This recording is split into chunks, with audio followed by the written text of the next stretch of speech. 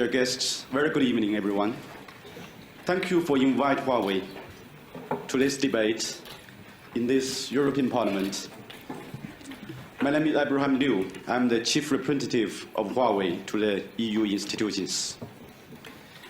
And also, I'm one of the 96,700 employees who owns this company.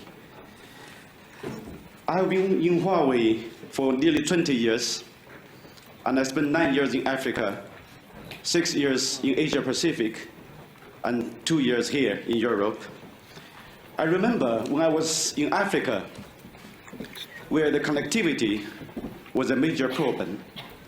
One solution we provided is a simplified radio access network product, which was very well received by the operators because of its simplicity, low cost, and low power consumption.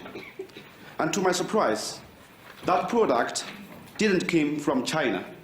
It came out from a joint innovation between Huawei and Vodafone in Europe.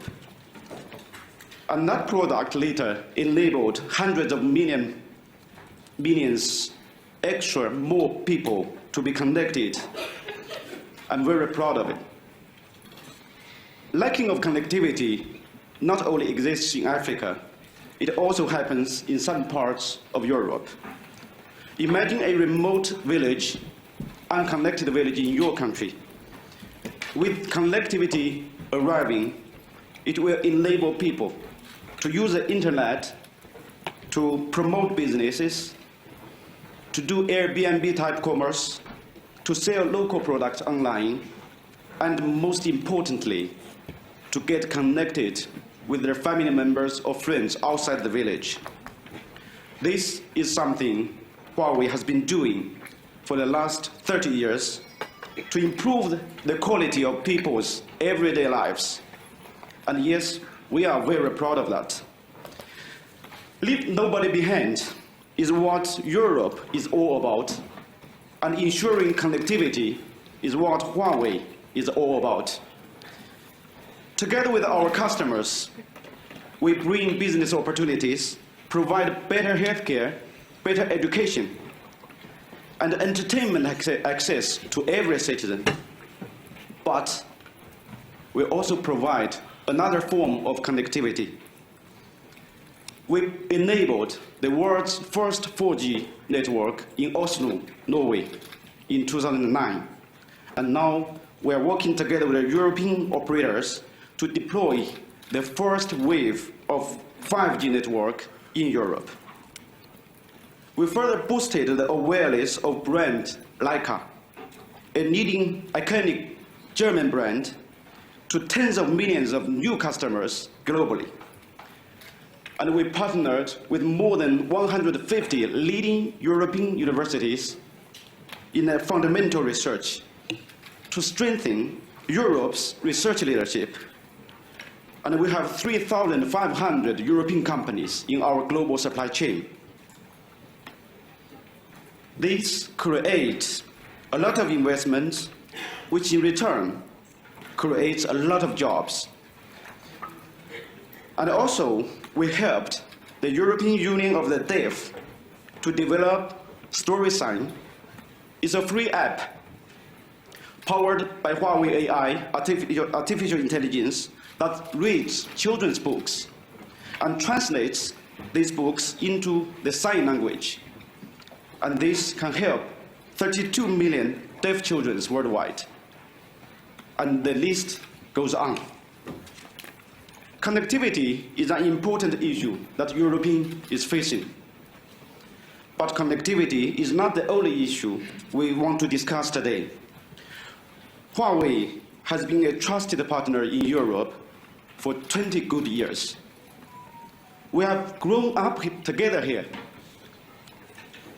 But we know you still have questions about us. This is the most important reason why we have come to the European Parliament to answer all your questions. We also understand that the new technologies create opportunities and changes. But changes comes with uncertainty. And uncertainty can bring unease and anxiety.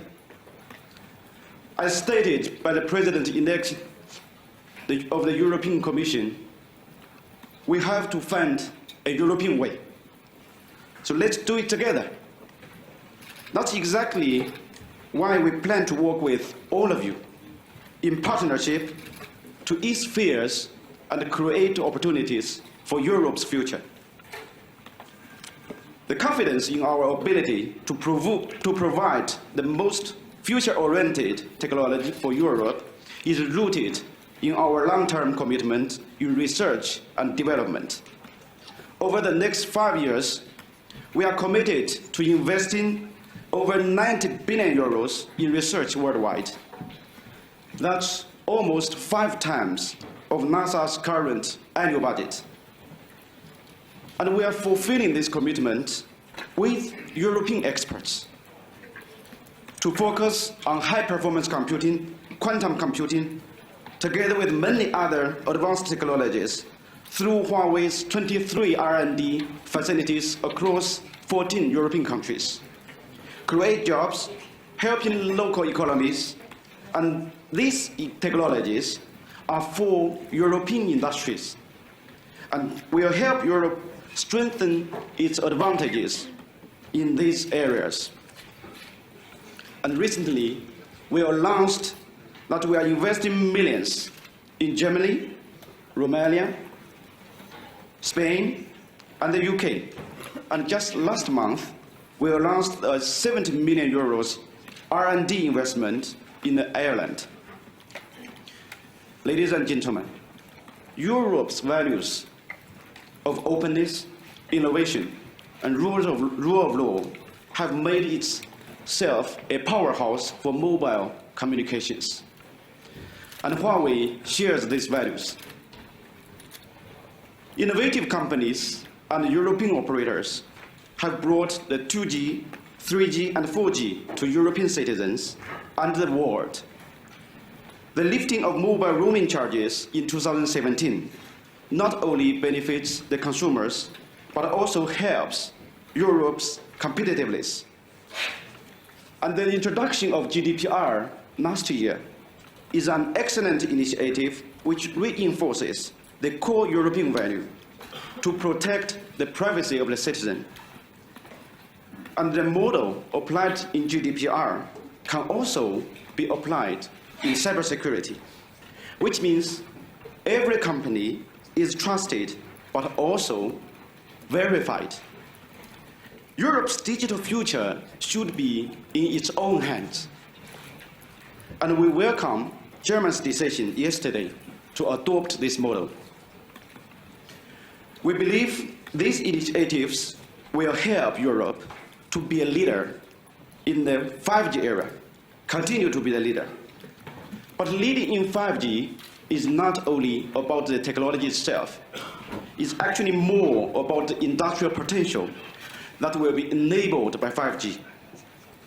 If we use a metaphor, 5G is like a tree, but potential released by 5G is like a forest.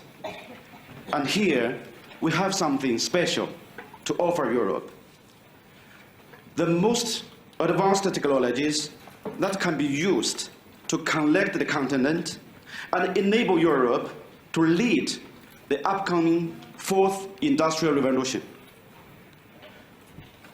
To use another metaphor, just like a bicycle, one wheel is European industry and the other is a mobile technology provided by the mobile industry, which Huawei is a part. Only by combining two wheels together can Europe's digital sovereignty truly move forward. We know that the unicycle won't win the Tour de France. Ladies and gentlemen, my 17 years overseas experience makes me understand that not every country has the same culture and values.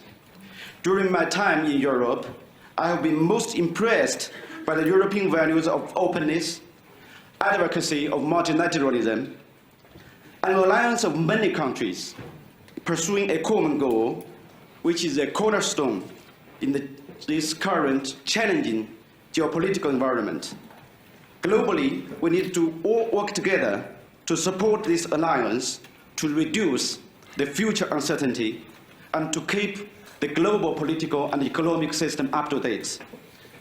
Ladies and gentlemen, in Chinese, we have a saying called 求同存异, which means seek common ground while preserving differences. This is in line with the European Union's own motto, united in diversity. Thank you for listening to me. Thank you. I'm ready to take your questions. Thank you very much. Mulțumim mult. Question to Mr. Zhou. There is a distrust at the European level towards Huawei, especially taking into account that in a number of countries in the United States, for example, the 5G equipment produced in China has been forbidden, has been banned. But deployment of 5G is pending in the European Union, and the investment that is mentioned should be between 300 and 500 billion euros, which will make it very difficult to replace those networks in the short term once they have been deployed. Can you really give solid evidence to reassure the European citizens that their information will not be stored by the Chinese 5G technologies? These fears have become greater after the adoption of Chinese laws about national information, national intelligence. So I'm speaking about the laws that generate the obligation for citizens and companies to cooperate with the government with a view to protecting national security. So the logical question is, who's really standing behind Huawei? We haven't received any firm answer so far. This is a very often asked question. And first of all, as I mentioned at the beginning of my speech, Huawei is 100% owned by employee. It's a private company. So people will always ask what is the relationship between Huawei and the Chinese government. I would say the relationship between Huawei and the Chinese government is as same as the other private company or international company like Ericsson or Nokia, Siemens, who have a huge operation also in China. So our responsibility, our obligation is to pay the tax legally and obey all the laws. And you mentioned, the Chinese intelligence law, and I want to clarify here, there's, according to the third party, the Clifford Chance, the lawyer firm, for their third-party reading about the law, that Huawei, we don't have the legal obligation to install any backdoors or something like that to provide it, to put our global customer interests or consumers' interests in danger. And publicly, my founder has stated in many situations, Mr. Lin said, we will never do anything to put our customers' network or data in danger. And our cornerstone for our operation in 170 countries is to have the full compliance to the local law and the international law, including the UN law, EU law, and the US law. So we have never received any instruction like to collect any information or plant any backdoors like that in our previously. And as a private company again, myself as a shareholder, all the managers, we don't have any motivation to do anything like that, because if we do anything like that, even a small things like that, it's commit like suicide. The question is from Mr. Liu, but also for other speakers. You have seen that Huawei is on a blacklist in America, and you have recently 9 more technological Chinese firms which have been put on a blacklist in America. are we today heading towards a technological partition of the world, the whole world, with, let's say, America and NATO countries on one side, and maybe China, Africa, and so on the other side? So my question is for everybody, and do you think that this technological partition of the world is good or bad for the European citizens that we are? Thank you. This is a very important question, and obviously there are winds blowed from the other side of the Atlantic. The political wind has put us in a situation where the international companies, technology companies, have to think about its supply chain, the continuity of the supply chain, not only Huawei. So that's, in that sense, people are alerted. And if you really ask my personal opinion on this, I would be not that pessimistic, because in our mobile communication technology, for example, it takes so many years from 2G, 3G until 4G. The world used to have different technologies, and now 5G, finally, worldwide, have a unified technology. In that sense, the worldwide, different country, industry has put a lot of effort to achieve this unified standard. And this finally will benefit the end consumer greatly, because it's not affordable for this ICT, for example, this industry, to invest twice in R&D, and then finally the end user will have to pay for that cost. So my call will be, everyone, whatever you can, especially Europe, can play a key role to make sure that we will not meet that point to have like one world, two systems. Thank you. Thank you for this debate, which is indeed very needed, and I believe it's very useful. As technology develops and we see technological advancement, and I believe a lot about the importance of moving along with technology, also a lot of concerns rise. And yes, this is very natural when there are new things coming up, when there's change coming up. Always people ask questions and have concerns. And the only method we should address those concerns are with debating, with answering, with clearing and clarifying, and not by shunning opportunities. And with this respect, I wanted to ask about a recent NIS cooperation group report assessing the cybersecurity of 5G networks, which mentions among threats and threat actors, state actors or state-backed actors, which can potentially endanger 5G networks driven by political motivations. For this reason, I would like to ask how companies like Huawei and how other stakeholders could introduce measures to mitigate the risk of third countries on its business operations in Europe, and how we could put the citizens and the enterprises' mind and the stakeholders' mind at rest that this threat will not materialize. From what I see, the report is released a few days ago. It's quite objective, and it did mention, some, just as you just described.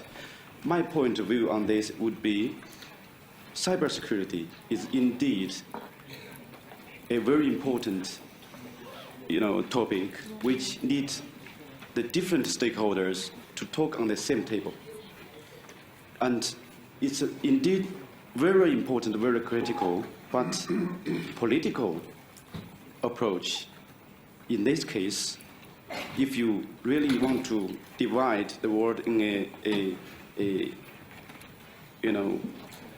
democratic or another kind of different kind of political system, it's not a practical way.